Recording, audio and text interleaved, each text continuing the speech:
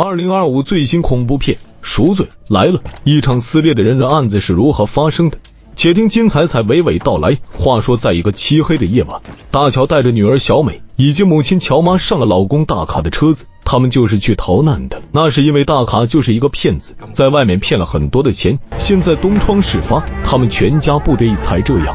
大卡不是小美的亲生父亲，是大乔二婚的丈夫。几个月以后，他们身上的钱财已经花完，走投无路之下，大卡带着大乔来到一条河边，他的意思现在要到河水中浸泡一下，说不定能改变命运。大乔就不愿意配合，因为这条河水湍急如潮，十分的危险。这家伙也是丧心病狂，竟然打了大乔几个耳光，还要威胁伤害小美和乔妈。大乔只好屈服，于是大卡就把粗麻绳缠绕到身上，另一头就交给大乔拉住，交代大乔务必不能松手。随后大卡跳进了河水之中。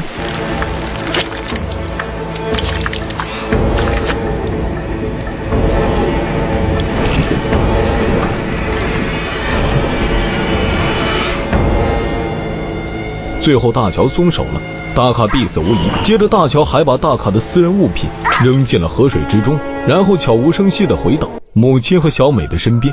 2周以后，大乔就在这条河附近的镇子上安顿下来，小美就被送到附近小野先生的私塾学习，母亲就在小野先生那里打杂工，而他自己就开起了公交车。一日晚上，大乔下班有点晚，于是骑着摩托车就去小野先生那里接母亲和小美。他刚到就看见母亲抱着哭泣的小美出来，乔妈表示回家后再详谈。一路上小美哭个不停，在一个分岔路口，大乔停了下来，他想换一条近路早点回家。母亲表示那条路太危险，坚持要走原路返回，可是大乔就是不听啊，然后拐进了那条近路。这条路的确很颠簸，加上又在下暴雨，终究还是出事了。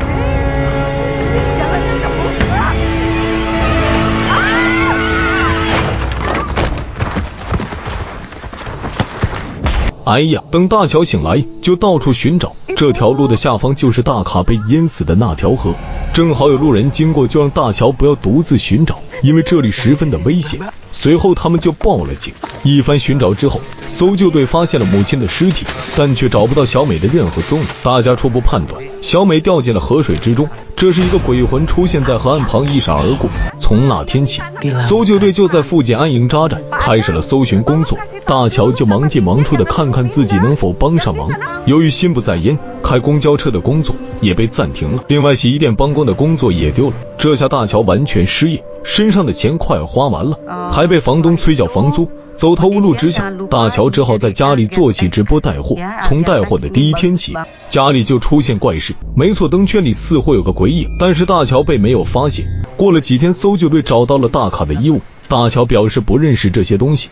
1周以后，大乔在直播中诉说自己悲惨的遭遇，希望得到网友的帮助。到了第10天，搜救队撤走了，这是他们行业的铁律，基本上可以说小美已经是无法生还了。大乔只好在直播间发泄自己的情绪。家中又有异响，大乔就起身去看看。哎呀，直播架子竟然自己转动，这一幕被大乔看见了，他觉得很是莫名其妙，但是没有多想，然后继续做着直播。Saya yakin anak saya masih hidup, entah ada di mana. Tapi kalaupun memang sudah tidak, saya mau menemukan jasad。这个动静就有点大了，吓得大乔蹲在地上。这时衣柜门突然打开，他发现有一包衣物，上面标记是要送还给小野先生的。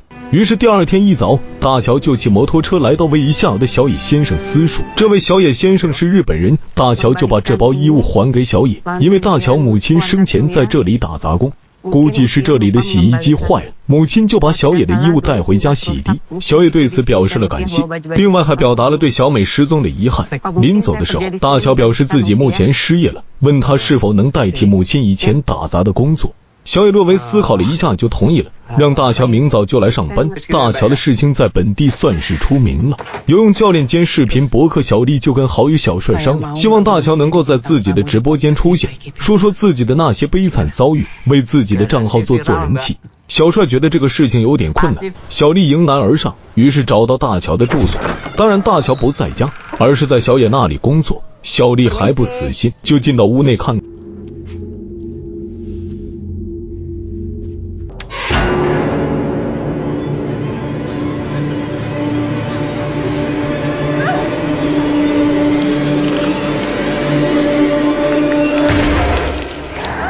目测这个鬼婆应该是大乔的母亲所逼，这可把大乔吓跑了。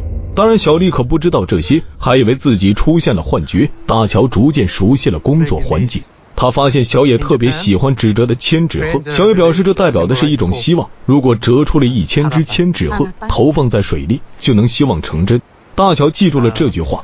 过了几天，小丽还不死心，就带上小帅来找大乔。双方交流之后，大乔答应了小丽的请求，不过他有个条件，就是让小丽帮他折出1000只千纸鹤。小丽当然答应，于是小帅就先走了。两人折千纸鹤到半夜，小丽受不了就打起瞌睡，大乔就发现其中一只千纸鹤的翅膀竟然会动，接着一只恶鬼出现在大乔的身后，死死地勒住他的脖子。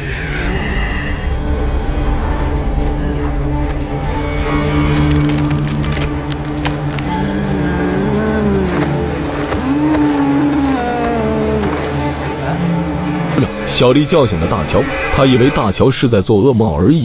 第二天早上，两人就到上游，把那些千纸鹤丢进了河水里。那些千纸鹤顺流而下，小野在下游看见了。小丽回到小帅那里，没想到他要介绍一位灵媒给大乔认识，说不定能帮助大乔找回女儿小美。小丽想了想，就同意去跟大乔说说看。另一边，大乔在打扫卫生的时候，小野特意交代有一间房无需大乔进去，他会亲自打扫的，然后还带大乔进来参观一下。原来这里种植了很多奇花异草，花盆的底部都撒了一圈白色的粉末，小野说是防止蚂蚁钻入植物的根部。大乔好奇的左看看右看看，感觉差不多了，小野就把大乔请出去。夜晚那条河莫名其妙的发生了泉涌，这意味着附近有冤情啊。与此同时，大乔在小丽家做直播，他坚信自己的女儿小美还活着，小丽就把请灵媒来帮忙的事情说了。没想到大乔同意了。隔日在小帅的带领之下，三人来到了灵媒家里。灵媒表示小美的确还活着，被困在黑暗之中，有个神秘的力量阻止她离开那片黑暗的地方。大乔就想知道是什么罪过，灵媒就反问大乔，在听到赎回罪恶时，他能想到什么？大乔顿时想起大火以及母亲和大卡的死都跟他有关。想到这里，大乔仿佛被灵媒看穿了心思，就赶紧跟小丽离开，然后向小野预支了工资。他带着小丽去另外一个城市看望他的前夫阿迪。原来阿迪和大乔结婚后，早就不务正业，整日里就知道赛车。随着小美一天天长大，大乔终于在某天爆发，两人大吵一架，然后他就带着小美和母亲离开了阿迪。阿迪就在家里发脾气，无意中打翻了煤油，引发了大火。阿迪被严重烧伤，一直躺在医院里。第二天，小丽跟着大乔来到了医院。阿迪早就不想活了，就让大乔杀了自己，但是大乔无论如何都下不了手。小丽隔着玻璃看着阿迪咬舌自尽，而在里面的大乔早已吓得脚瘫手软。晚上大乔回到家中直播卖货，他无法排解心中的痛苦，只能通过这个转移注意力。大乔正在往自己脸部喷洒要卖的化妆品，渐渐汁水变成了红。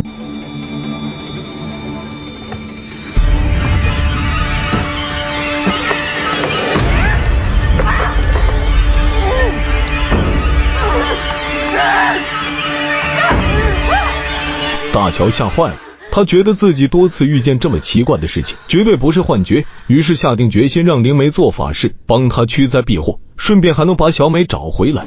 与此同时，河水开始泉涌，还翻出一个人形物体。第二天，人们在河水里发现了一具尸体，小丽就来叫大乔去看看。大乔认出了这是大卡的尸体，但是他装着不认识。这时灵媒赶来，表示这是大卡的尸体，就是他的鬼魂困住了小美。大乔吓坏了，就问该怎么办。灵媒表示必须在岸边做一场法事，才能找回小美。大乔就答应了。随后大乔就顺带把小丽带到了小野家，这个小野非常的热情，还认出了小丽就是小美的游泳教练。大乔惊呆了，他没想到小美学过游泳，这个从未听起小美说过。后来小丽也不讲，这让大乔非常的生气。小丽连忙解释，当时就是小野送小美来学游泳的，只有1天而已。大乔认为小丽就是一个不值得信任的人，于是就把小丽赶走了。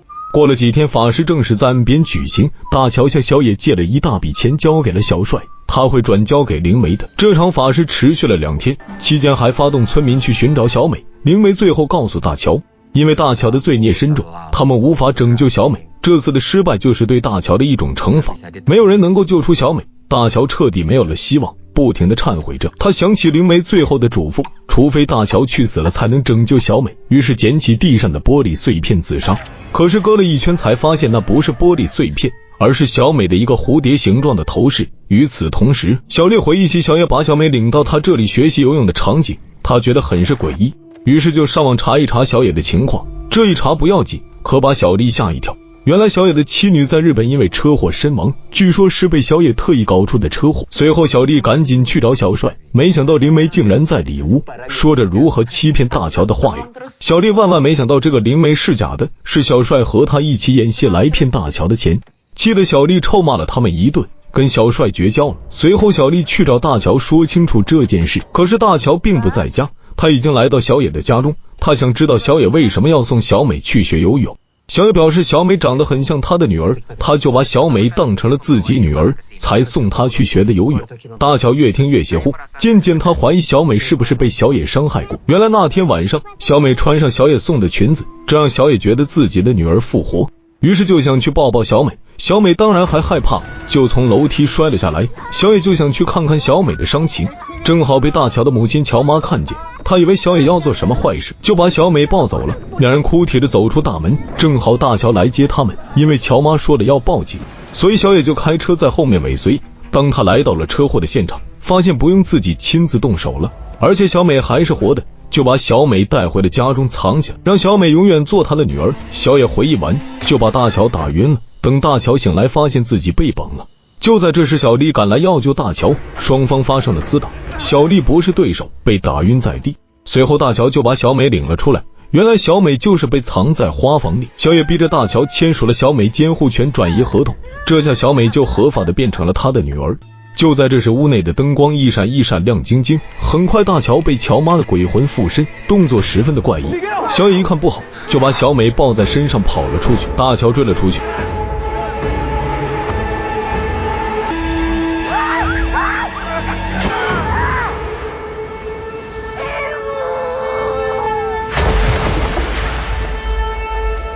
最后小美获救，大乔游回了岸边。因为大乔放开了捆绑大卡的绳索，间接导致大卡死亡，结果被判坐牢5个月，而小野则关进女子看守所，等待法律的制裁。影片到此基本结束。我认为本片拍摄还行，故事的设定是峰回路转，比较有教育意义。满分5星，我给打分接近4星。近来印尼恐怖片的质数提升得很快，就连短板故事情节这块也得到加强。好了，谢谢大家的捧场。